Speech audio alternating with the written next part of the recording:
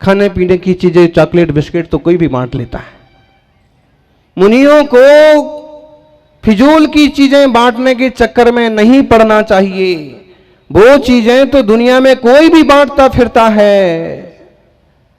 मुनियों को बांटना है तो रत्नत्रय बांटना चाहिए, व्रत बांटना चाहिए, विवेक बांटना चाहिए, ज्ञान बांटना चाहिए, चारित्र बांटना चाहिए। तो तुम्हारे पास आकर के, हे साधु, तुम्हारे पास आकर के बच्चा चॉकलेट नहीं मांगे, बच्चा चॉकलेट का त्याग करे, इसमें तुम्हारी महानता है। तुम्हारे चारित्र से, तुम्हारे आचार विचार से खुशबू आना चाहिए। और देख लीजिए, तपस्वी सम्राट का चरित्र और उनका तप ऐसा गजब का था कि जहां वो विराजते थे, अरे आधा समाज उपवास करना सीख जाता था। लोग व्रत लेते थे कि अब मैं भी नमोकार की 35 के व्रत करूंगा, मैं भी पर्युषण के एकासन करूंगा। ज्ञानियों, ज्ञान के हीरे मोती बांटने वाले गुरुदेव के जीवन चरित्र में ढेरों संस्मरण हैं। बच्चों को पढ़ाने के लिए, सिखाने के लिए एक छोटी सी पुस्तक है, आचार्य सन्मति सागर जी, कॉमिक्स है।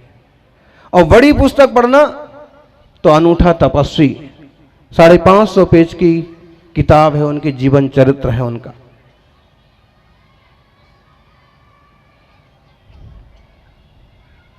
आत्मार्थियों, हम अक्सर कर उनके पास बैठा करते थे, कई बार उनके पास ध्यान भी किया करते थे, और अक्सर कर हम माला यूज नहीं करते थे, माला नहीं फेरते थे।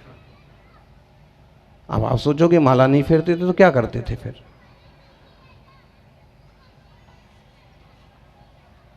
स्वाध्याय, चिंतन, मनन, ध्यान। ऐसे ही एक दिन हम बैठे थे, औरंगाबाद की बात है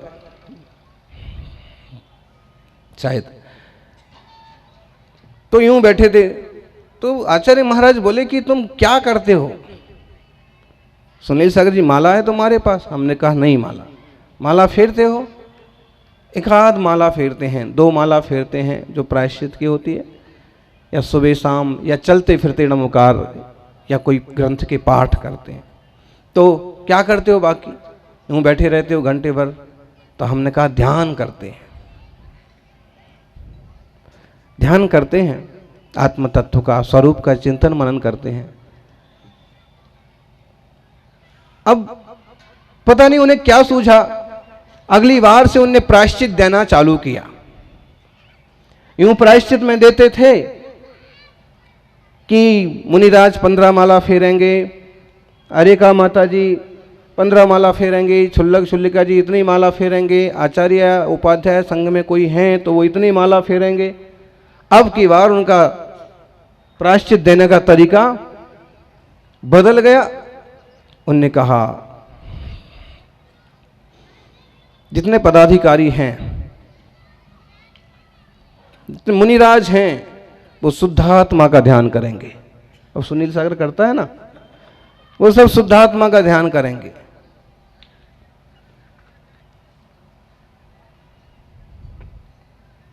फिर आरिका माताजियों के लिए पंच परमेष्ठी का ध्यान करेंगे। बाकी त्यागी व्रति णमुकार मंत्र की जाप करेंगे। उस समय जब ये एक बार इस टाइप से ही चालू हो गया, इसके दूसरे तीसरे टर्म में आचार्य विराग सागर जी, विशुद्ध सागर जी, विभव सागर जी, सुंदर सागर जी वगैरह सब उपस्थित थे, एम सागर जी। तब भी क्या प्रायश्चित? सभी मुनिराज शुद्धात्मा का ध्यान करेंगे। देखिए, बिल्कुल सत्य है। अगर मुनिराज मुनि दशा लेकर के भी शुद्धात्मा का ध्यान न करें, शुद्धात्मा का अनुभव न करें, देह के स्तर पर ही जीते रहें, तो वह द्रव्यलिंग ही तो है, भावलिंग में तो उतरे ही नहीं है।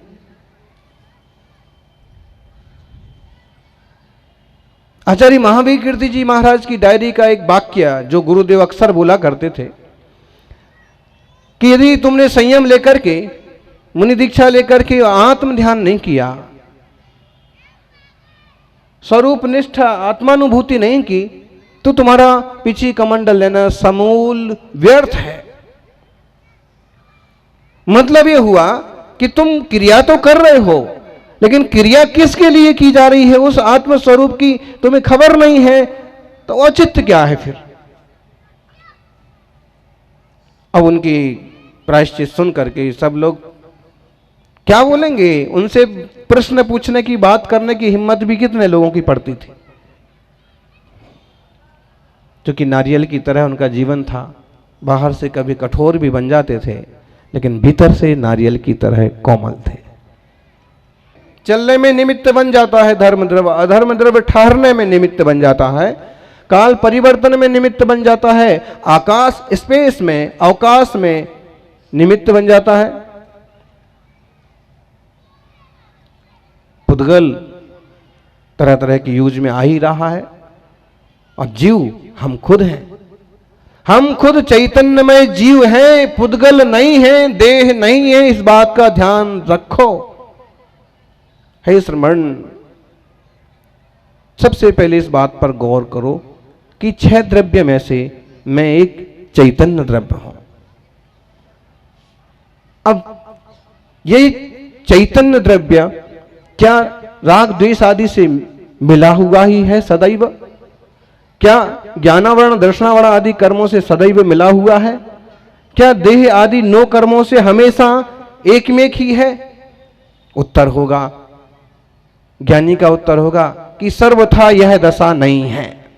अमुक नई विवक्षा से देह मेरा है, अमुक नई विवक्षा से निश्चय नय से मैं तो ज्ञायक ज्ञान घन आत्मा हूं। जानना हर एक का स्वभाव है और जानना ही मैं हूं।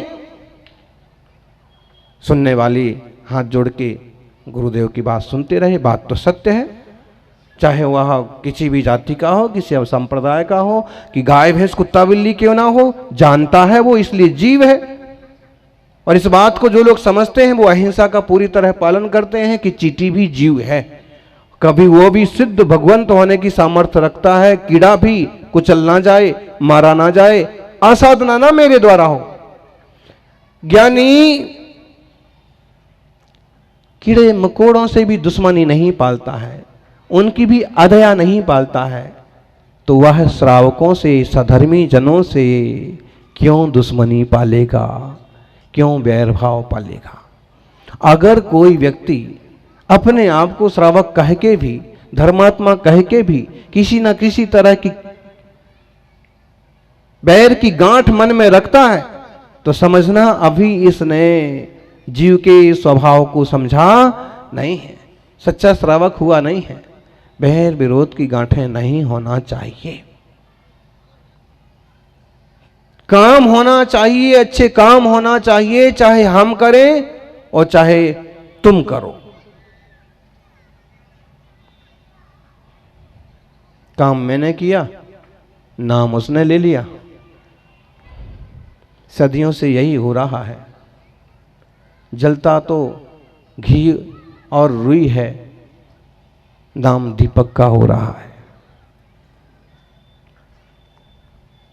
इसलिए आप इसकी फिक्र मत करो कि मैं काम कर रहा हूं और दूसरे नाम ले रहे हैं। अगर दूसरा काम कर रहा है तो दूसरे को करने दो। काम होना चाहिए, भलाई होना चाहिए, अच्छाई होना चाहिए, मंदिर बनना चाहिए, गुरु आना चाहिए, सभा लगना चाहिए, संयुक्त पुरुषार्थ करिए। हम चैतन्यमय जीव हैं। फिर आत्मस्वरूप को समझने के लिए थोड़ा और आगे बढ़ो। द्रव्य संग्रह की 2 गाथाएं। एक बात और है, स्वसंवित्ति के बल पर हम अपने आप को पकड़ सकते हैं। स्वसंवेदन सुव्यक्तस तनुमात्रो निरत्ययः अत्यंत सुखवान आत्मा लोकालोक विलोकिना। स्टोपदेश का 21 नंबर का श्लोक है। स्वसंवेदन, हम संवेदन कर सकते ना, ये जानन। जैसे आप असता का वेदन करते हो, साता का वेदन करते हो, अयस का वेदन करते हो, यश का वेदन करते हो, स्वाद का वेदन करते हो। कैसा लगा अंगूर खाया, कैसा लगा बोलो? ठंड का झोंका जोर से आया, बॉडी को लगा, कैसा लगा? मिठाई खाई, कैसे लगी? कोई बोलता नहीं, मिठाई खाते नहीं आप लोग क्या? कैसी लगी? मीठी लगी। ये जो हमने जानना हमारा स्वभाव है। आप कभी कभी ऐसा होता है कि बड़े नेताजी ना मिले, वो जीत गए हैं चुनाव, और वो ना मिले तो उनकी फोटो को लोग लड्डू मुंह में घुसाते, फोटो में।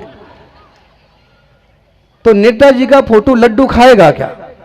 और मान लीजिए उनका पुतला बना के और उनके पोल बना के भी लड्डू अंदर घुसा भी दो तो उनको स्वाद आएगा क्या? क्यों नहीं आएगा? क्योंकि वो टोटल पुद्गल की रचना है, टोटल वो तस्वीर है, रंग रोगन है, वो मिट्टी का पुतला है। तो ये भी तो मिट्टी का पुतला है।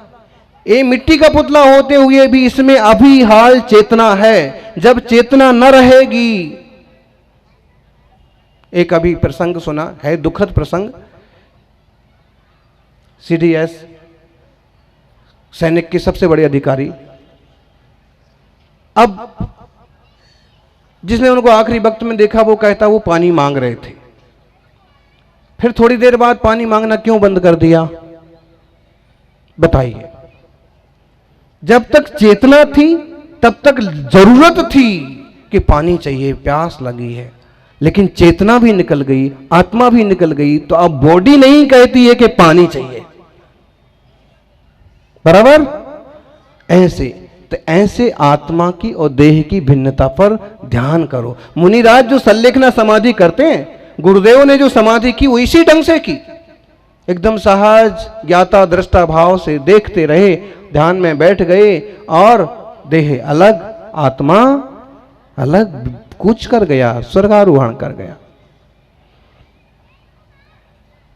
तो जैसे हम इन चीजों का वेदन करते हैं, वैसे हम अपने ज्ञान स्वभाव का वेदन करें।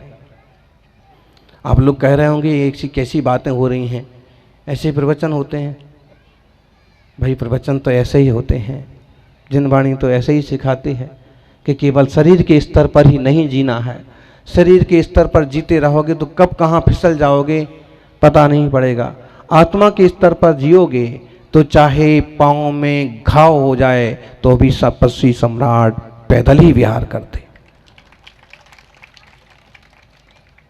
चाहे केवल छाछ पानी लिया जाए तो भी किसी चीज की परवाह नहीं की जाती है। वो वेद विज्ञान की एक व्यवहारिक रूप है। उन्होंने बताया कि ध्यान करना चाहते हो तो द्रव्य संग्रह की गाथा ध्यान में लो। मां मुज्जह मां रज्जह मां दुस्सह इट्ठ निट्ठ अथेसु थिर मिच्छई जय चित्तम विचित्र जहानप सिद्धि है।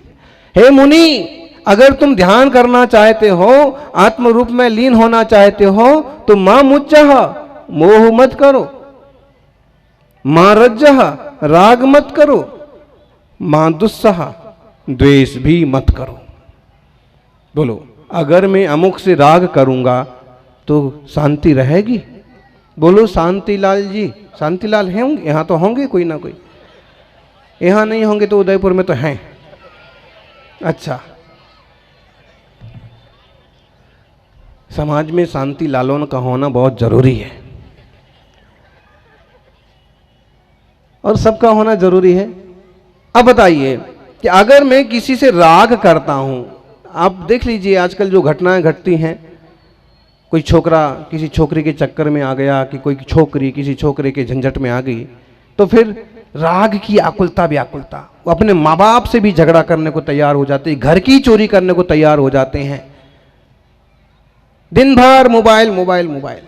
ऐसे ये क्या हुआ? ये राग किया उसने किसी से, वो चीज वो व्यक्ति उसका हो जाए कोई जरूरी नहीं है, कल वो धोखा देगा कि आग लगाएगा कोई गारंटी नहीं है, लेकिन आज का इसका राग इतना जबरदस्त है कि ये आकुल व्याकुल है।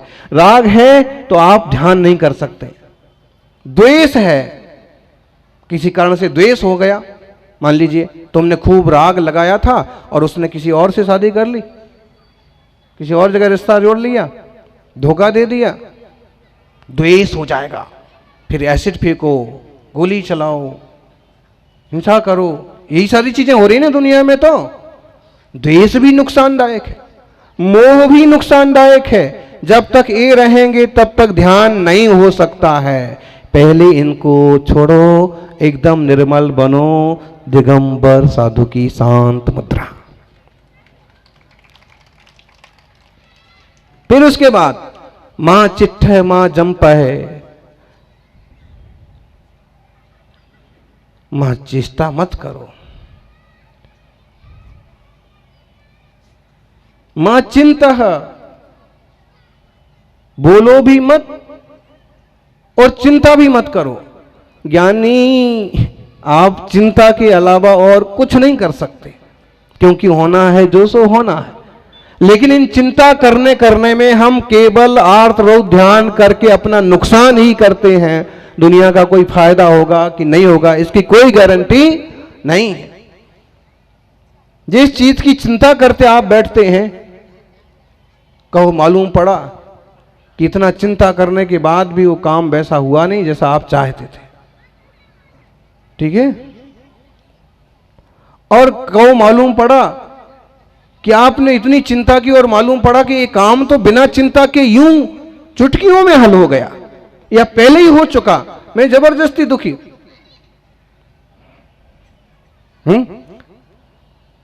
स्कूल बस सड़क पर टकरा गई है, अब आप चिंता में हैं। लेकिन मालूम पड़ा कि यहां आप दुकान पर चिंता में हैं, वहां आपका बेटा उस स्कूल बस की बजाय दोस्त की लिफ्ट लेकर के पहले ही घर पहुंच चुका है। चिंता फिजूल गई। ढेरों चिंता, ढेरों विचार ऐसे हैं कि जो आपको सिर्फ विचलित करते हैं। गुरुदेव ने कहा कि ध्यान करना है तो चेष्टा भी मत करो, चिंता भी मत करो और बोलो भी मत। जितना ज्यादा बोलेंगे, जितना ज्यादा बड़बड़ करेंगे ना, वो बाद में गूंजता है, घूमता है। हमारे साथ तो भाई ऐसा ही होता है, इसलिए हम चुप रहते हैं। एक चुप सौ सुख।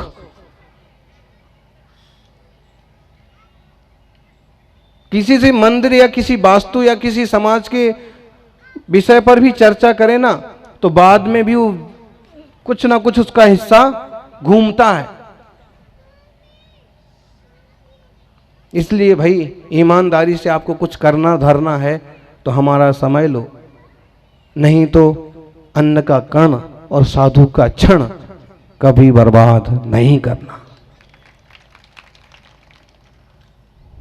जय बोलिए 24 तीर्थंकर भगवान की।